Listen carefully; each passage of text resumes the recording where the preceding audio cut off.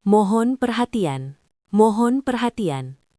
Pengumuman ini dari pengelola gedung, sesaat tadi telah terdengar alarm kebakaran. Kami sedang menyelidiki penyebab aktifnya alarm tersebut. Mohon tetap tenang di tempat Anda dan tunggu pengumuman selanjutnya dari pengelola gedung. Terima kasih. Attention please. Attention please. This announcement is from the building management. A fire alarm was sounded just now. We are investigating the cause of the alarm's activation. Please remain calm and await further announcements from the building management. Thank you. نرجو الانتباه. نرجو الانتباه. هذا بلاغ من إدارة المبنى. لقد انطلق إنذار الحريق قبل قليل، ونحن نقوم الآن بالتحقق من سبب ذلك.